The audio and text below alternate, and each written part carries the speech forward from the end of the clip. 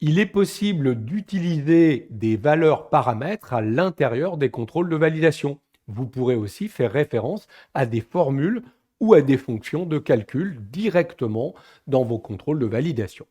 Dans ce premier exemple, je vais saisir à certaines dates un travail réalisé par un salarié et je ne souhaite pas qu'on puisse mettre un nombre d'heures qui dépasse un temps de travail max horaire de 10 heures. J'ai pris soin, dans ma feuille paramètres, de stocker ce temps de travail max, 10. Regardez, je l'ai appelé X travail max. J'ai utilisé bien entendu la commande de plage nommée pour réaliser cela. Je vais utiliser ce paramètre dans mon contrôle de validation ici. Je sélectionne les heures, je vais dans Données, Validation de données, je prends un nombre qui devra être inférieur ou égal, et regardez ici, à la place de taper la valeur, je vais juste taper égal x, et je vais mettre le nom travail max. Alors évidemment, il faut écrire sa formule de calcul ici ou connaître très exactement le nom du paramètre. Donc j'ai saisi les éléments, je vais refuser la saisie et afficher mon petit message, saisissez un nombre inférieur ou égal au temps de travail horaire max. Je vais enregistrer, je vérifie. Si je tape 8, pas de souci. Si je tape 15, j'ai bien mon petit message, saisissez un nombre inférieur ou égal au temps de travail horaire max.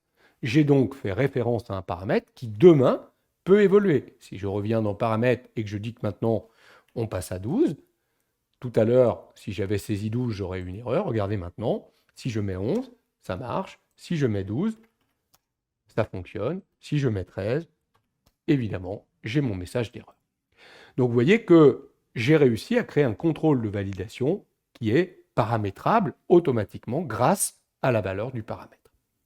Je vais pouvoir également utiliser des formules ou des fonctions de calcul à l'intérieur d'un contrôle de validation. Par exemple, ici, je ne veux pas qu'on puisse saisir une date d'embauche qui soit supérieure à la date du jour. Je vais donc sélectionner tous ces éléments. Je vais aller dans Données, Validation de données. Je vais indiquer ici que je n'autorise qu'une date. Comme ça, on est certain de respecter une saisie de date, une date correcte. Mais vous voyez, je pourrais mettre égal à, avant le, au plus tard, après le. Moi, je vais dire au plus tard. Et ici, au lieu de saisir ma date, je vais tout simplement écrire égal aujourd'hui. Vous connaissez cette fonction aujourd'hui qui ramène automatiquement la date du jour.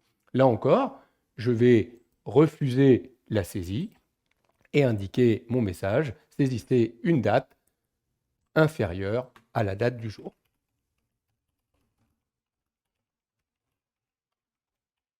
Je valide mon contrôle de validation, on vérifie, je mets une date au 21 octobre 2021, ça fonctionne.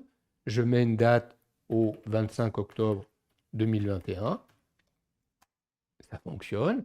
Je mets une date au 10 janvier 2022, ça ne fonctionne plus puisque on a dépassé la date du jour. Je suis le 27 octobre 2021 quand j'enregistre cette vidéo. Je dis OK, très bien, parfait. On pourrait par exemple ici se servir de cela pour je refuse de saisir un nom d'employé qui dépasse 10 caractères par exemple. Donc je vais sélectionner mes employés, je vais aller dans Données, Validation de données, et je pourrais dire ici que je refuse en utilisant une formule personnalisée, et je vais pouvoir dire que NBCar, vous connaissez cette fonction NBCar qui ramène le nombre de caractères. NBCar, alors je vais utiliser du relatif à 3. Donc je vais dire que la cellule de la colonne A dans la ligne où je me trouve, d'accord, NBCar de A3 doit être inférieur à 10. Là, je vais juste afficher un avertissement. Je vais enregistrer. Regardez, sur la cellule employé notamment de Christelle, j'ai un message d'erreur. Pourquoi? Tout simplement parce qu'il y a plus de 10 caractères ici dans le prénom. Je vais juste enlever un L pour vous montrer, et puis je vais enlever le E. Je vais valider, vous voyez que le message d'erreur a disparu.